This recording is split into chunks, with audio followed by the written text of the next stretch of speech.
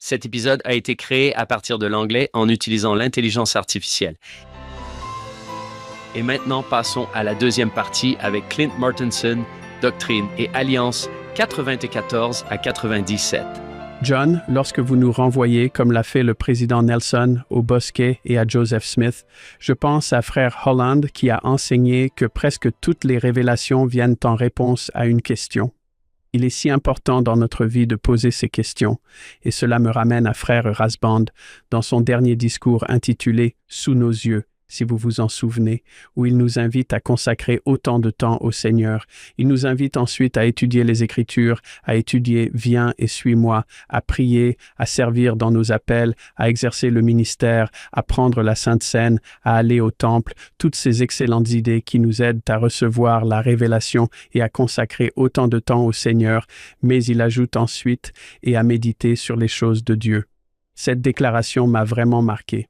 Au cours des derniers mois, j'ai essayé de prendre plus consciemment le temps de méditer afin que ces moments de révélation puissent survenir à différents moments de ma vie, et je suis à nouveau très reconnaissant envers le Sauveur pour sa capacité à nous instruire par le pouvoir du Saint-Esprit. Nous sommes au verset 8 du chapitre 97 où le Seigneur dit « Ils sont acceptés de moi ». Je me disais que nous faisons tellement d'efforts aujourd'hui pour être acceptés par les autres. Je suis même allé sur ChatGPT. Êtes-vous prêt pour la question que j'ai posée? Frère ChatGPT, comment puis-je être accepté par les autres? Et voici la réponse. Se sentir accepté est un besoin humain fondamental. Votre question montre une réelle conscience de soi. Voici quelques moyens pratiques et réfléchis d'être accepté par les autres sans perdre votre identité. Intéressez-vous sincèrement aux autres. Soyez authentique. Soyez gentil et respectueux, cherchez les bonnes personnes, travaillez à vous accepter vous-même, contribuez au groupe. Si vous êtes rejeté, ce n'est pas toujours de votre faute, parfois c'est lié à l'endroit où vous cherchez. J'ai trouvé intéressant de voir une approche sur la façon dont nous sommes acceptés par les autres. J'aime beaucoup le verset 8 de la section 97, car il nous enseigne comment nous pouvons être acceptés par le Sauveur. Remarquez à nouveau le verset 8. En vérité, je vous le dis, tous ceux qui savent, premièrement, que leur cœur est sincère et brisé, deuxièmement, que leur esprit est contrit, et troisièmement, qu'ils sont disposés à respecter leurs alliances par le sacrifice, tous ceux-là sont acceptés par moi. Lisez ce verset dans le contexte de ces saints incroyables qui sont pauvres et persécutés. Certains d'entre eux n'ont pas de maison ici. On leur demande de construire des églises et un temple. Le sacrifice que doivent faire ces premiers saints est énorme, et pourtant ils le font. Je peux voir le Sauveur être très satisfait et accepter leur sacrifice alors qu'ils commencent à construire ces temples et ces maisons du Seigneur. Je pense que beaucoup d'entre eux n'avaient jamais imaginé à quoi pouvait ressembler un temple. Vous voulez que nous fassions quoi? Cela me fait presque penser à Néphi construisant le bateau. D'accord, je sais me servir d'outils. Je vais aller fabriquer des outils. Je vais faire ce que je sais faire. J'espère que vous m'en donnerez d'autres au fur et à mesure. Si je connais bien l'histoire de l'Église, certains d'entre eux ont pensé « Eh bien, construisons une cabane en rondin à 2 étages. » Joseph Smith a dit « Non, c'est beaucoup, beaucoup plus que cela. » Oui, en fait, au verset 14 de la section 95, Einck, alors que vous nous emmenez vers une grande déclaration, nous voyons ce qui se passe avec les centaines de temples que nous avons aujourd'hui et les ressources dont dispose l'Église aujourd'hui. Verset 14 de la section 95. Qu'il soit donc construit selon la manière que je montrerai à 3 d'entre vous. Permettez-moi de lire une déclaration. Vous entendrez qu'elle provient de Frederick G. Williams. Quelques jours après avoir reçu la révélation consignée dans la section 95 des Doctrines et Alliances, le Seigneur a tenu sa promesse en donnant à Joseph Smith et à ses conseillers de la première présidence une vision remarquable dans laquelle ils ont vu les plans détaillés du temple. Frederick G. Williams, 2e conseiller dans la première présidence, se souvint plus tard que Joseph Smith avait reçu la parole du Seigneur, lui demandant de prendre ses 2 conseillers, Frederick G. Williams et Sidney Rigdon, et de se présenter devant le Seigneur qui leur montrerait le plan ou la maquette de la maison à construire. Nous nous sommes agenouillés, avons invoqué le Seigneur, et le bâtiment est apparu à portée de vue, moi étant le premier à le découvrir. Puis nous l'avons tous vu ensemble. Après avoir bien regardé l'extérieur, le bâtiment a semblé venir droit sur nous. Nous pouvons imaginer les temples parce que nous les avons vus. Quelle belle vision ces trois hommes ont reçue pour aider à créer dans leur esprit et leur cœur ce qui allait devenir un édifice incroyable qui continue aujourd'hui encore à nous bénir. J'ai raconté cette histoire une fois au temple de Kirtland et mon fils était avec moi. Il a dit que cela ressemblait à de la réalité virtuelle, que le Seigneur leur avait mis un système de réalité virtuelle et qu'ils entraient, sortaient et se déplaçaient. Oui, parce que, attendez, est-ce que c'est comme une chapelle? Je veux dire, qu'est-ce qu'on construit? C'est différent. Non, c'est un temple. Eh bien, je sais qu'autrefois, ils avaient un temple. Oui, gardez cette idée en tête, d'accord? Oui, Le voilà. je veux dire, ça va finir par être le plus grand bâtiment dans un rayon de 800 kilomètres. Pourquoi le Seigneur a-t-il tant insisté pour que ses premiers saints construisent un temple, même en période de persécution et de pauvreté? Faites le lien avec la raison pour laquelle, aujourd'hui encore, le président Russell M. Nelson insiste tout autant sur le travail au temple. Quelques faits rapides. Le président Russell M. Nelson a donné 44 discours lors de la conférence générale au moment de l'enregistrement de cette vidéo. Et parmi ces 44 discours que le président Nelson a donnés en tant que président de l'Église de Jésus-Christ des Saints des derniers jours, 87% font référence à un temple ou à des temples. 338 fois. Dans ses 44 discours de la conférence générale, le président Nelson fait référence à un temple 15 autres fois. Le président Nelson fait référence au temple comme étant la maison du Seigneur. Au cours de ses 7 ans et demi en tant que président de l'Église, il a annoncé 200 temples lors de la conférence générale. Si nous n'entendons pas cela et ne ressentons pas la majesté du moment, je trouve incroyable de voir dans ces sections le tout début de ce qui va changer le monde, à savoir l'ajout de temples et de maisons du Seigneur qui vont se disperser et parsemer la terre. Alors, en gardant cette question à l'esprit, pourquoi mettre l'accent sur les temples? Je voudrais lire quelques déclarations tirées de ces sections où le Sauveur explique pourquoi nous avons besoin d'un temple. Puis, juste après cette déclaration, je vous lirai une déclaration du président Nelson. Je n'ai jamais rencontré le président Nelson, mais je sais qu'il est un prophète. Il est le porte-parole du Sauveur. Et tout comme le Sauveur mettait l'accent sur les temples, nous voyons la même chose aujourd'hui. Si vous regardez la section 94, verset 8, et la section 97, verset 16, le Sauveur a enseigné que ma présence y serait. Ce sont toutes les raisons pour lesquelles nous avons besoin de temples. Le président Russell M. Nelson a déclaré que le Sauveur se manifestera à son peuple. Cette promesse importante s'applique à tous les temples consacrés aujourd'hui.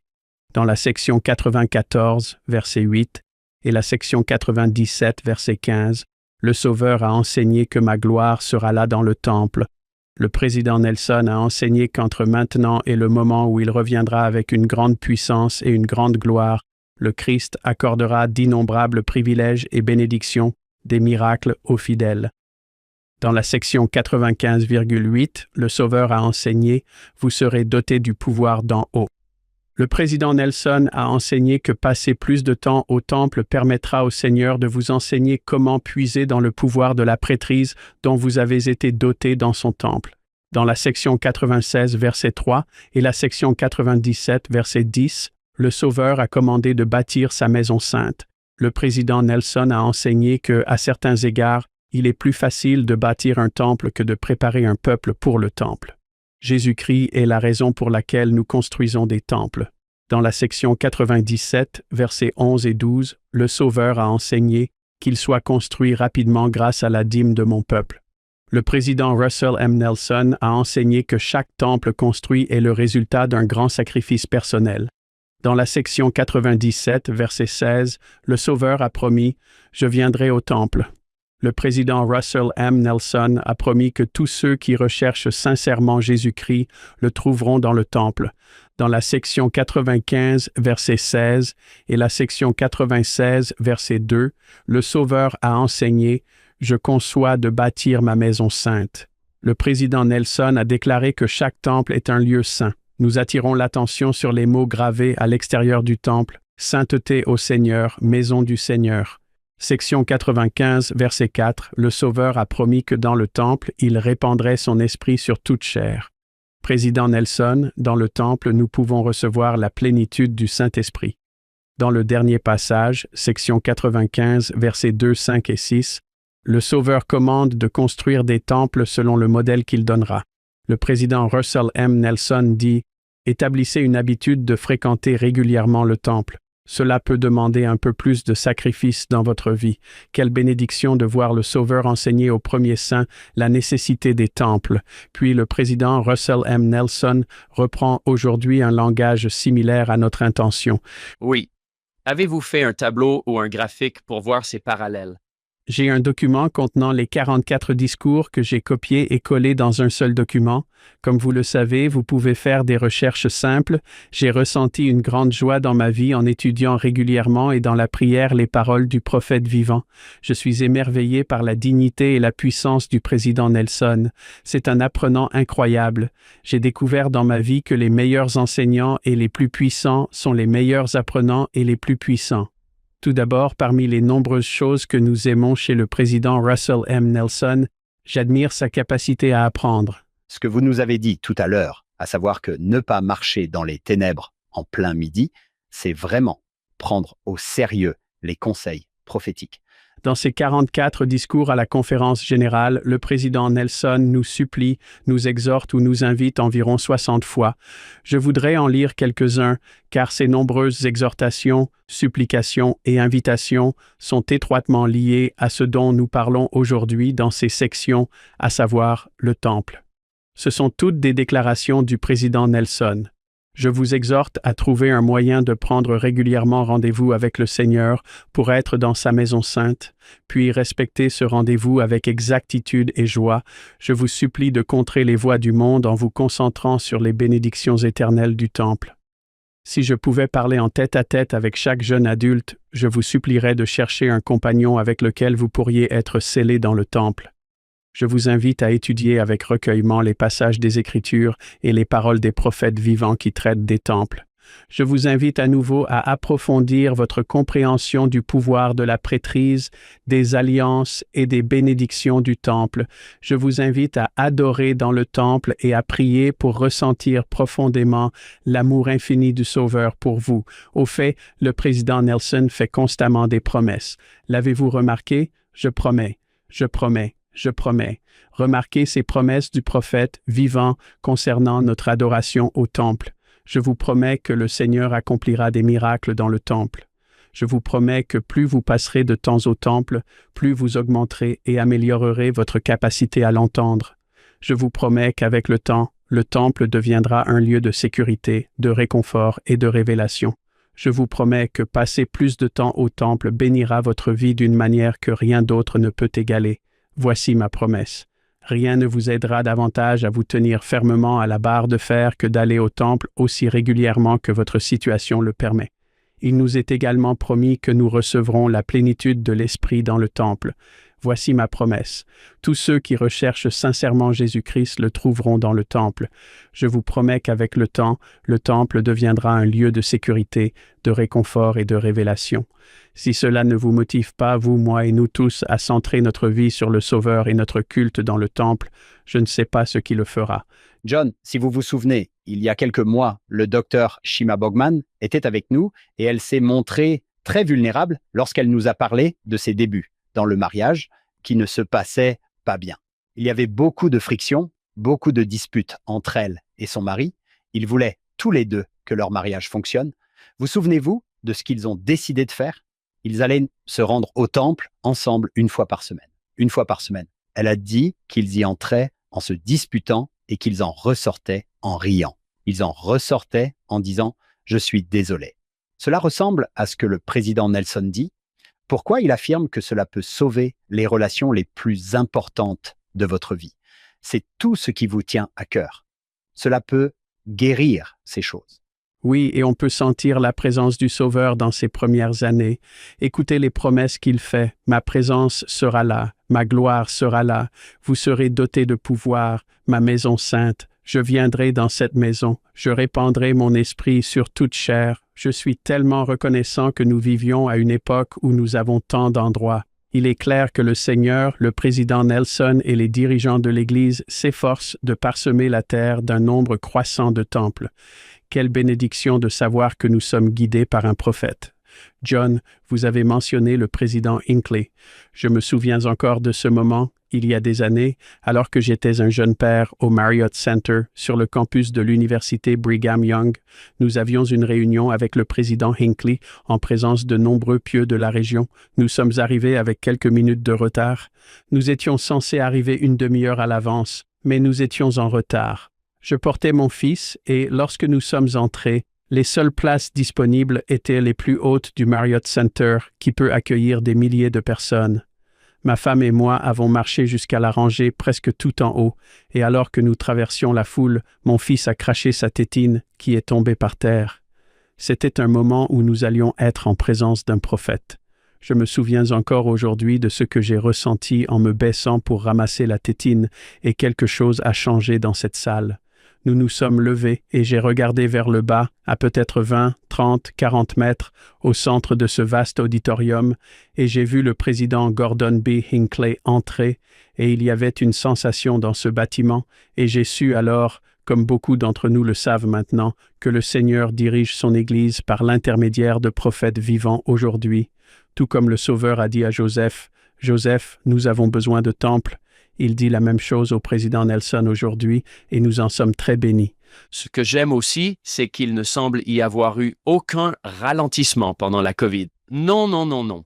Le travail continue et nous allons annoncer la construction de nouveaux temples.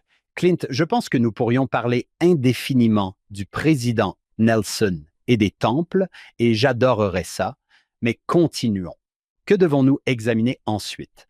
Je vais vous poser une question à John et Hank. Voyons voir comment vous vous en sortez. Ça vous va? Vous êtes prêts? Vous êtes prêts pour ça? Quels sont les cadeaux les plus mémorables que vous ayez reçus ou offerts? Par exemple, quand j'y pense, j'ai fait cette recherche sur Google ce matin. J'ai tapé « Skateboard Executioner » au début des années 80. Je me souviens avoir reçu un Skateboard Executioner en cadeau. C'était le cadeau rêvé pour un jeune garçon de Springville, dans l'Utah. Vous souvenez-vous d'un cadeau mémorable? J'ai offert un cadeau. Je me souviens que récemment, nous sommes partis en vacances en famille et j'ai créé un album photo de nos vacances. Cela a été très émouvant pour moi d'offrir ce cadeau et de voir ensuite ma famille le regarder, sourire et rire en repensant à ces vacances en famille. Vous souvenez-vous d'un cadeau mémorable? Ce cadeau m'a probablement coûté moins de 50 centimes. C'était un morceau de papier et un crayon. J'ai dessiné le portrait de ma femme et quand elle a déballé le cadeau, elle s'est vue dessus.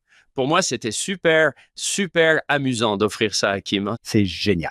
C'était dans les années 1900. Je sortais avec Sarah, qui allait devenir ma femme. Nous n'étions pas très sérieux, nous nous voyions de temps en temps, et elle m'a envoyé un cadeau de Noël qui n'était qu'un petit camion.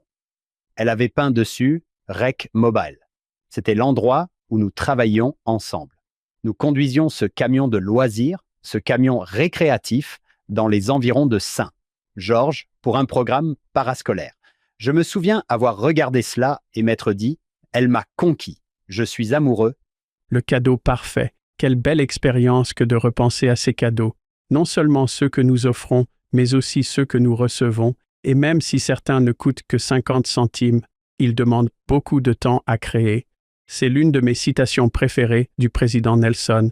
Ce n'est pas une citation très courante du président Nelson, car elle se trouve dans un article qu'il a écrit en avril 2020. Je suppose que si nous réfléchissons tous à où nous en étions en avril 2020, il s'est passé beaucoup de choses, mais si vous consultez le Liahona d'avril 2020, vous trouverez un discours du président Nelson ou un article qu'il a écrit intitulé « L'avenir de l'Église, préparer le monde à la seconde venue du Sauveur ».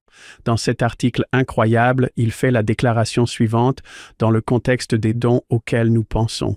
Le temps vient où ceux qui n'obéissent pas au Seigneur seront séparés de ceux qui lui obéissent. Il renvoie à la section 86, versets 1 à 7, qui traite de la parabole du blé et de l'ivraie.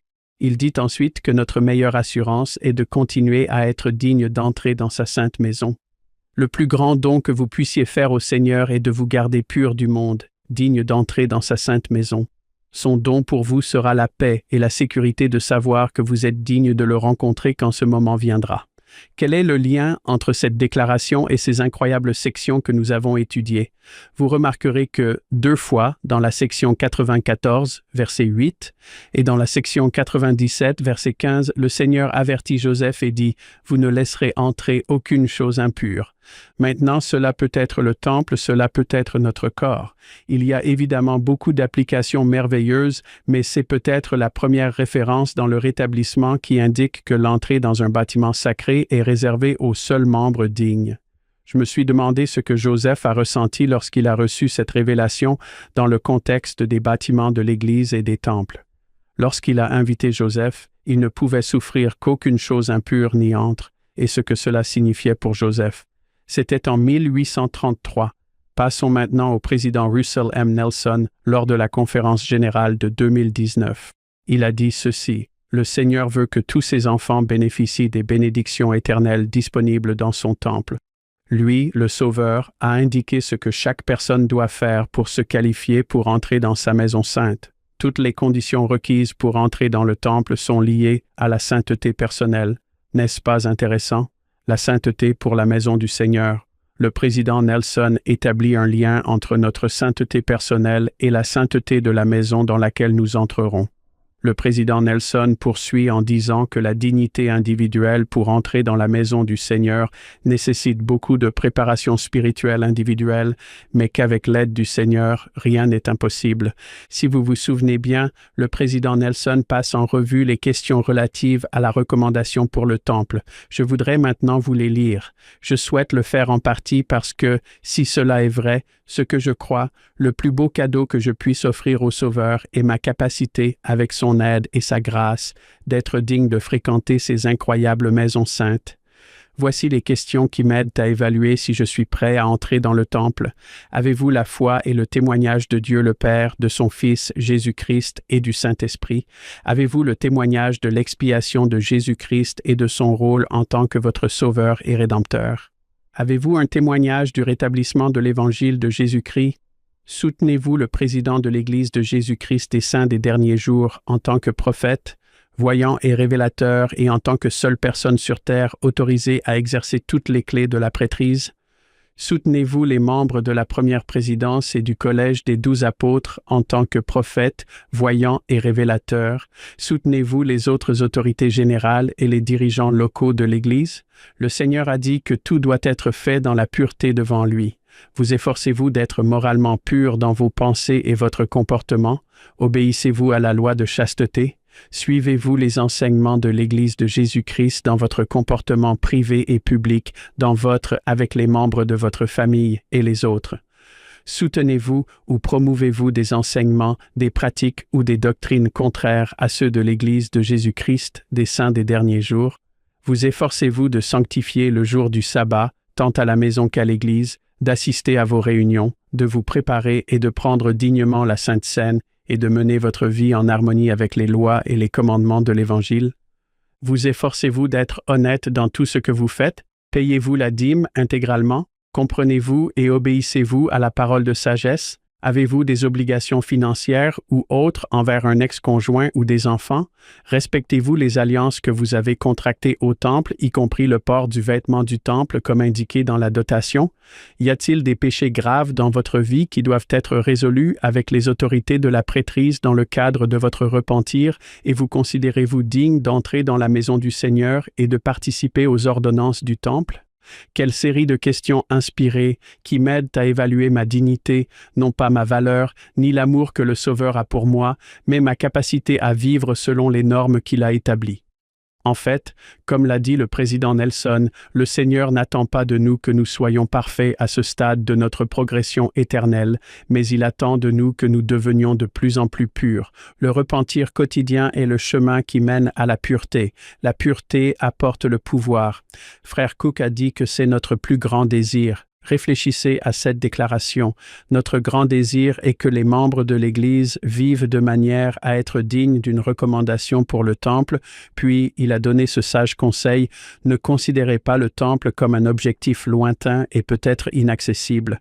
En travaillant avec leur évêque, la plupart des membres peuvent remplir toutes les conditions requises en relativement peu de temps s'ils sont déterminés à se qualifier et à se repentir pleinement de leur transgression.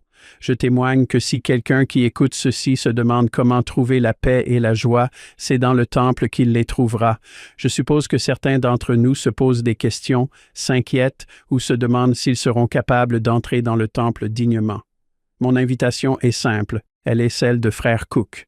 Allez voir votre évêque, discutez avec lui, laissez l'expiation de Jésus-Christ vous guérir, tandis que nous nous efforçons de faire de notre mieux pour pouvoir entrer dans la maison sacrée du Seigneur. Allez le voir et apprenez de lui. J'aime beaucoup que ces questions recommandées soient disponibles. J'aime beaucoup qu'elles soient imprimées à la fin du guide FSI. Je me souviens qu'il y a longtemps, frère Bernard avait parlé du talent des jeunes pour l'informatique et leur avait demandé de l'aider à rechercher des noms à emmener au temple. Depuis, ne pensez-vous pas que beaucoup plus de jeunes profitent de cela dans notre pieu? C'est comme si, chaque semaine, ils allaient te faire des baptêmes pour les morts. Si vous pouvez obtenir un rendez-vous, quel merveilleux problème.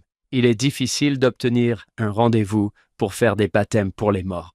Clint, je suis très heureux que vous nous ayez montré que cela vient du Seigneur lui-même. Le Seigneur a une exigence de dignité pour entrer dans le temple. Que diriez-vous à quelqu'un qui dit « Cette personne contrôle-t-elle ma relation avec Dieu ?» Comment se fait-il que cet évêque imparfait, ce membre de la présidence de Pieux, ce membre de l'épiscopat, ait le droit de décider si je peux aller au temple? Ce mot « digne » peut être interprété de manière négative. Une expérience me vient à l'esprit qui pourrait t'aider. Il y a environ 30 ans, alors que j'envisageais de devenir enseignant au séminaire ici dans l'Utah, il y a un cours que l'on suit à l'Institut. J'étais à l'Université d'État de l'Utah à Logan pour suivre ce cours. J'y suis allé pendant environ 6 ou 7 semaines, puis j'ai arrêté d'aller en cours pendant quelques semaines et j'ai croisé le professeur de l'Institut quelques semaines plus tard. Il m'a demandé « Clint, pourquoi tu ne viens plus en cours ?» Je crois que j'ai bafouillé et que je ne savais pas quoi répondre. Finalement, j'ai été honnête et je lui ai dit « Hey, tu as une minute ?» Nous sommes donc allés dans son bureau. Pendant que nous discutions, je lui ai dit « Écoutez, je suis très nerveux. Je pense que les enseignants du séminaire souffrent du syndrome de la maison de verre qui les pousse à vouloir être parfaits. Je suis nerveux à l'idée d'embrasser une carrière qui m'empêchera littéralement de faire des erreurs, car je vais enseigner l'évangile de Jésus-Christ pour le reste de ma vie. Je me rends compte maintenant que je ne comprenais pas tout à fait les choses, mais c'était mon combat. Je me souviens que frère Dennis Gibbons s'est penché en arrière et a simplement gloussé. J'ai dit « Quoi ?» Et il a répondu « Clint, j'ai appris que les enseignants du séminaire sont les meilleurs repentants. » Cette déclaration, repentant, je savais comment me repentir. Je ne savais pas comment mener une vie parfaite. Je ne savais pas comment enseigner l'Évangile à la perfection. Mais une chose que je savais, c'est que je savais comment me repentir. Peut-être que ce que je dirais à cette personne, c'est qu'il s'agit moins de l'évêque et moins d'un gardien, mais plutôt d'une maison sainte et que le Seigneur a des normes saintes et qu'il appelle des prophètes saints pour nous permettre de ressentir son Saint-Esprit lorsque nous entrons dans ces maisons saintes. Rencontrer un évêque et discuter ensemble sous l'influence de l'Esprit pour aider à déterminer la dignité, non pas la perfection, mais la dignité qui nécessite parfois de se repentir, est une expérience merveilleuse qui nous permet de sentir que nous répondons à ces normes grâce à la grâce du Sauveur. J'adore cette idée du meilleur repentant. Quiconque se pose la question « suis-je digne d'y aller ?» montre déjà, selon moi, qu'il fait un peu d'introspection. J'ai entendu cela et je l'ai moi-même essayé. Demandez à un groupe de jeunes filles ou à une jeune fille en particulier, quelle est votre partie préférée du thème des jeunes filles? L'une des réponses que j'entends très souvent est « J'apprécie le don du repentir ». J'aime la façon dont cette phrase est formulée. C'est un don. J'aime le fait que, dès le psaume, qui montera sur la montagne de l'Éternel et qui se tiendra dans son lieu saint. C'est comme un verset du temple. Celui qui a les mains innocentes et le cœur pur. Qu'est-ce que cela signifie? Le repentir. Mais j'ai toujours aimé cela. La dernière question que vous avez lue, Clint, était « Vous considérez-vous digne? Vous êtes le dernier gardien. » D'une certaine manière, votre évêque, votre président de pieux, ce rôle sera rempli par différentes personnes à différents moments. Mais chaque fois que vous obtenez votre recommandation, c'est vous qui répondez à cette dernière question. Quelqu'un qui a une question comme celle-ci, je leur ai demandé s'ils avaient déjà dû suivre un cours pour lequel il fallait remplir certaines conditions préalables. Si vous voulez suivre le cours d'espagnol 3, avez-vous suivi les cours d'espagnol 1 et 2? Car ce sont des conditions préalables pour suivre ce cours. Ce n'est pas une punition. Les cours d'espagnol 1 et 2 vous aideront à réussir le cours d'espagnol 3. Je me demande si l'entretien pour obtenir une recommandation pour le temple peut être considéré comme une condition préalable, car vous allez venir au temple pour apprendre. Nous voulons que vous viviez la meilleure expérience possible. Le Seigneur veut que vous viviez la meilleure expérience possible là-bas. Il y a donc des prérequis. S'il n'y en avait pas, je ne peux imaginer à quel point beaucoup seraient mal préparés, y compris moi-même, pour apprendre ces choses plus importantes de la loi alors que je n'ai pas reçu d'éducation spirituelle. Vous pourriez vous demander pourquoi ces choses sont même importantes. Je pense que le Seigneur veut que vous souhaitiez être là.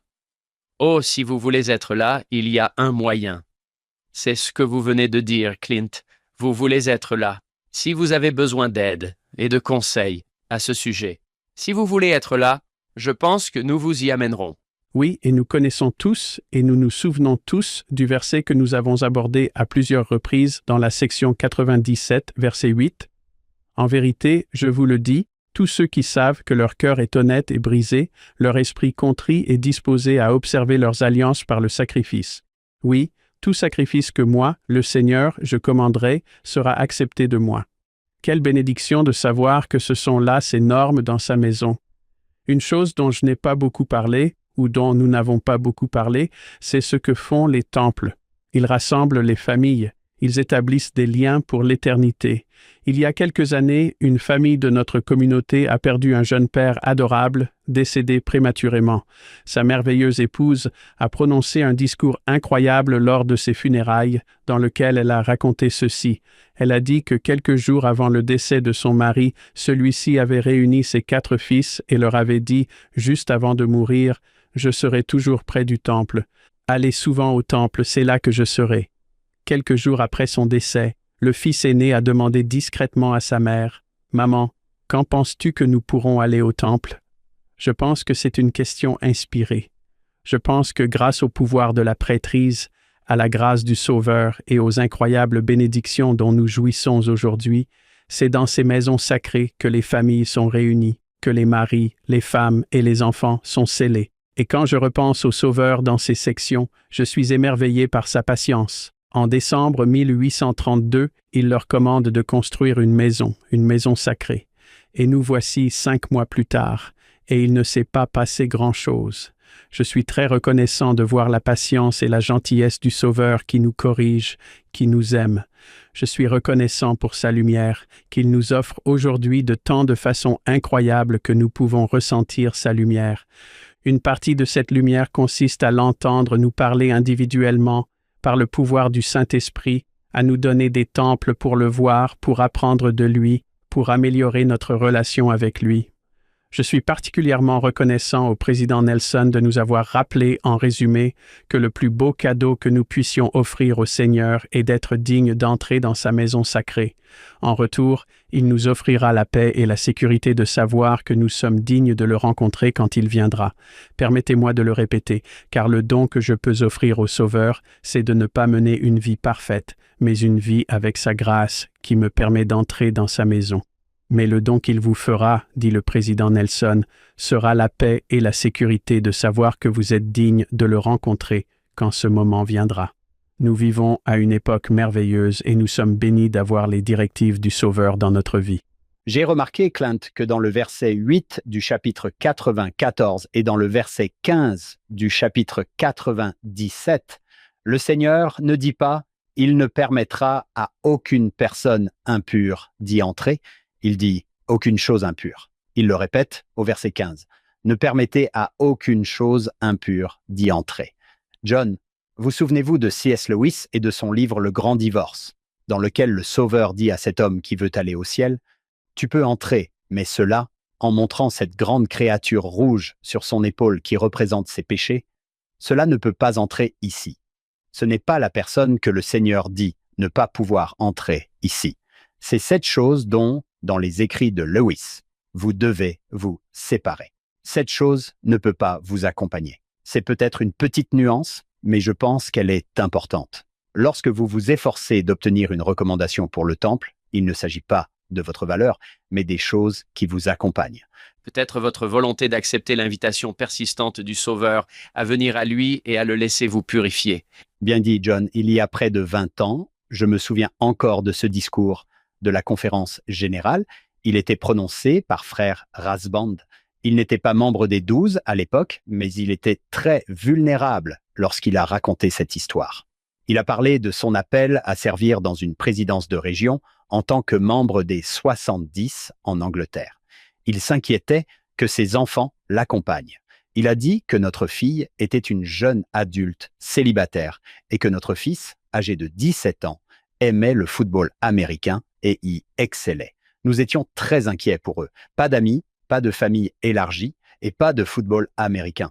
Je me demandais si cette nouvelle expérience passionnante allait s'avérer être une épreuve difficile pour notre famille. Il raconte avoir rencontré les missionnaires, puis avoir visité le temple de Preston en Angleterre.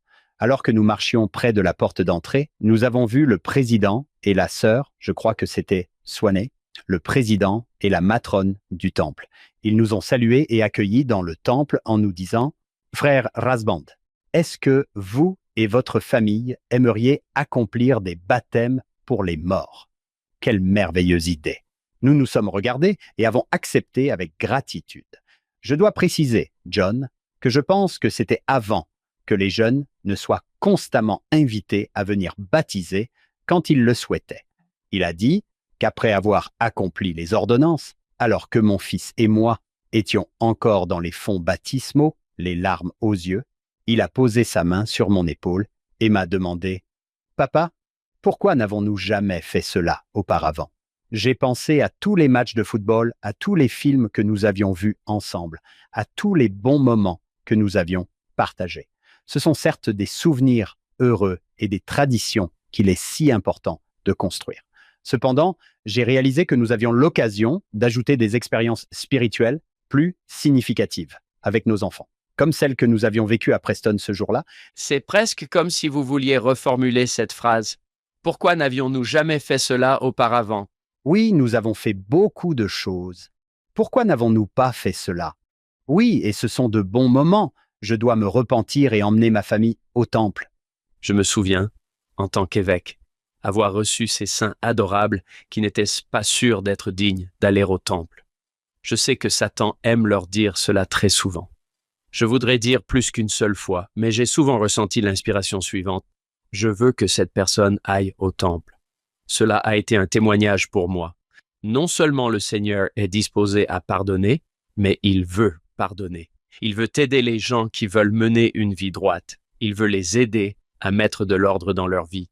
Il veut qu'ils aillent au temple parce que ce sera pour eux un lieu d'espoir et de guérison et vraiment une source de pouvoir où ils se sentiront plus forts pour aller de l'avant, plus aptes à survivre dans ce monde difficile d'aujourd'hui, plus aptes à ressentir de la joie à travers leurs épreuves et leurs tribulations. J'espère que tous ceux qui écoutent comprennent que l'entretien pour obtenir une recommandation pour le temple, c'est justement cela. C'est censé être une chose positive et merveilleuse. Souvent, je suppose que dans notre monde, être convoqué dans le bureau du directeur ou se présenter à un entretien important est censé être intense et effrayant. Connaissant le Seigneur comme nous le connaissons, je suis certain qu'il fait tout pour notre bien. J'espère qu'il y a un sentiment d'excitation. Un bon membre de l'épiscopat, un bon membre de la présidence, de pieux, qui ne veut que du bien pour moi aussi. Je ne peux pas imaginer Clint comme président de pieux ou John, vous comme évêque, cherchant à exclure les gens. Exactement. Laissez-moi examiner chaque aspect de votre vie à la loupe. Alors que je m'efforçais de remplir au mieux ma vocation d'évêque, une chanson me trottait dans la tête. Qui suis-je pour juger les autres alors que je ne suis pas parfait moi-même? J'ai eu l'occasion d'être juge en Israël. Je pense que c'est une excellente attitude, John. Mon ami a été l'évêque du président Monson pendant un certain temps. Il est allé voir le président Monson pour lui accorder une entrevue de recommandation au temple. Et à chaque question qu'il posait, le président Monson répondait oui, oui, oui. Et il tapait sur la table et disait oui. C'était comme si vous disiez que vous attendiez cela avec impatience et que vous lui demandiez de vous accorder une entrevue. Vous voyez? Et oui, pour ce dont nous parlons ici, j'aime beaucoup le mot « s'efforcer » qui est utilisé ici. Oui, j'aime cette déclaration selon laquelle le Seigneur célèbre le progrès, alors que nous avons souvent l'impression qu'il ne célèbre que la perfection, et c'est un plan de progression. Que le mot soit s'efforcer ou progresser, il y a un tel sentiment de célébration lorsque nous nous améliorons. Ligne sur ligne, précepte sur précepte, même le Sauveur pour revenir à notre point de départ. En vérité, ainsi dit le Seigneur à vous que je chéris et que j'aime, je vous châtie aussi. Je vous ai aimé. Ce n'est pas que nous le ressentions toujours avec les dirigeants et les dirigeants de la prêtrise de l'Église, mais je crois sincèrement que, puisqu'il représente le Sauveur, celui-ci a un amour parfait, le Sauveur communique parfaitement, le Sauveur nous connaît parfaitement. Comme Clint l'a mentionné ici, il suffit de lire Doctrine et Alliance pour voir quoi. On voit des gens qui essaient et échouent, essaient et échouent, essaient et échouent, même les dirigeants. On voit le Seigneur dire « Tu es pardonné, vous êtes pardonné ». Cela devrait suffire à faire passer le message. Comme Clint l'a si bien dit, qu'apprenons-nous sur Jésus à partir de toutes ces révélations où il dit « D'accord, je vous aime. Cela fait 5 mois, je vous aime. Commençons. Nous apprenons qui il est et utilisez ce que vous apprenez sur le Seigneur de la part du Seigneur et appliquez cela à vos efforts pour retourner au temple. » Et peut-être même en établissant un lien avec Hyrum Smith. Une chose que j'aime chez Hyrum, c'est qu'au moment où il a senti qu'un changement était nécessaire, il a été le premier à se mettre en route et à commencer à creuser, sans hésitation. Il y a quelque chose chez certaines personnes qui, même si elles ne connaissent pas l'issue, même si elles ont des doutes quant à leur dignité, leur capacité à bouger, à agir, à frapper à la porte, à envoyer un SMS à l'évêque ou à appeler pour prendre rendez-vous, fait que des miracles se produisent. Hyrum l'a compris en faisant ses premiers pas vers la construction du temple. Je pense que nous pouvons faire la même chose avec nos premiers pas pour retourner ou entrer dans le temple. Oh, j'adore l'expression que vous avez utilisée. Lorsque j'étais évêque, notre épiscopat a décidé d'un thème pour l'une des années, et ce thème était « Quelle est la prochaine étape pour vous ?» Pour certains, c'était « Vous avez une recommandation, mais vous ne l'utilisez pas. » Pour d'autres, c'était « Vous avez besoin d'une recommandation. » Vous voyez? Pour d'autres, c'était de retourner aux réunions, mais quelle que soit votre situation, demandez au Seigneur « Quelle est ma prochaine étape ?» car il veut vous aider à la franchir. C'est génial. J'adore cette application. Nous pouvons tous être comme Hyrum Smith. Que dois-je faire? Je vais le faire tout de suite. N'est-ce pas? Je pense qu'il quitte la réunion. Je pense qu'il entend cette révélation, va chercher une pelle et dit « Très bien, mettons-nous au travail. Allons-y. » C'est George D. Watt. Celui qui l'entend, c'est Wilford Woodruff, qui se précipite vers la rivière Ribble. Je veux être le premier. Oui, tous ceux qui écoutent peuvent aller chercher les questions relatives à la recommandation pour le temple que Clint a lu. Elles se trouvent dans le manuel de l'Église. Vous pouvez les trouver dans votre bibliothèque évangélique ou sur l'applicati. Vous pouvez revenir en arrière dans le podcast et écouter Clint lire ces questions. Et à mesure que vous les parcourez, si vous ne vous sentez pas concerné, que ferait Hyrum Smith? Si je ne sens pas que j'ai un témoignage de Dieu, de Jésus-Christ, du Saint-Esprit, eh bien je vais aller en chercher un.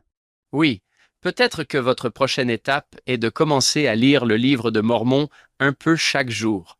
Peut-être que votre prochaine étape est de vous mettre à genoux et de dire « Père céleste, je ne me sens pas digne de prier, mais me voici. » C'est un grand pas. Faites-le. Et peut-être que votre prochaine étape consiste à ouvrir la porte aux membres de la présidence de la société de secours ou à la sœur ou au frère qui continuent de frapper à votre porte et d'essayer de trouver des occasions de communiquer avec vous, à engager la conversation, à être honnête avec eux et à poser à nouveau la question. Presque toutes les révélations viennent en réponse à une question, alors posez la question et réfléchissez ensemble, ce que j'apprécie. Puis-je vous raconter une expérience agréable? Il y a quelques mois, je discutais avec l'une de mes personnes préférées, Sage Stevenson. Je participais à une visite guidée sur l'histoire de l'Église avec elle et ses parents, Nick et Emily. Nous parlions des temples et du travail missionnaire. Comment savoir si vous êtes sur la bonne voie? Comment savoir si vous faites les bonnes choses? Cela correspond à notre discussion d'aujourd'hui. J'ai dit, Sage, avez-vous déjà fait partie d'une équipe? Elle a répondu, oui, j'ai fait partie de l'équipe de cheerleading au lycée. Je lui ai dit, d'accord, tu fais partie de l'équipe de cheerleading. Comment se passaient les sélections? Elle m'a répondu, les sélections sont intenses. Je lui ai alors dit, d'accord, mais tu as été sélectionné. Ton nom est sur la liste. Tu fais partie de l'équipe. Elle m'a répondu, d'accord, je fais partie de l'équipe maintenant. Est-ce que chaque jour après ça, c'est comme une sélection? As-tu peur d'être éliminé tous les jours après ça? Elle a répondu, non, non. J'ai dit, eh bien, pourquoi pas? Elle a répondu, eh bien, tu as été sélectionné. Tu fais partie de l'équipe. J'ai dit, eh bien, quel est ton travail maintenant? Elle a répondu, m'améliorer. Écoute le coach et améliore-toi. Et nous avons parlé du fait que l'évangile, c'est la même chose. Tu as été baptisé. Tu veux sincèrement respecter tes alliances. Tu fais partie de l'équipe. Tu fais partie de l'équipe maintenant. Améliorons-nous. Améliorons-nous. Écoutons le coach. Travaillons ensemble. Améliorons-nous. Elle a hoché la tête et a dit, j'aime ça. Je fais partie de l'équipe. Je pense que c'est ce que Clint nous invite à faire aujourd'hui, nous améliorer où que nous soyons. C'est là où frère Christopherson nous a amenés au début de la discussion d'aujourd'hui à avoir l'humilité de rechercher la correction, en particulier de la part de notre Père céleste. Essayons d'avoir cette conversation peut-être même avant d'entrer dans le bureau de l'évêque pour discuter de certaines choses et des changements qui doivent être apportés. Peut-être que l'étape suivante, avant même cela, consiste à fermer la porte, à s'agenouiller et à avoir une conversation avec notre Père céleste, à discuter d'abord avec lui, à rechercher d'abord chez lui la correction, la direction, les idées et la révélation, puis à se lever, à prendre l'appel et à se mettre au travail. Mettons-nous au travail. C'est passionnant. J'ai une dernière question à vous poser.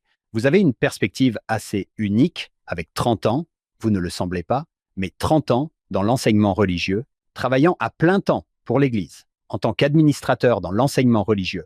Vous êtes donc dans le bâtiment administratif de l'Église. Vous travaillez avec les dirigeants de l'Église et vous avez été 2 fois évêque et président de Pieux. C'est une perspective unique. Cela ne vous rend pas meilleur que ceux qui vous écoutent. Je ne veux pas que quelqu'un se dise « Waouh, je dois être comme ça ».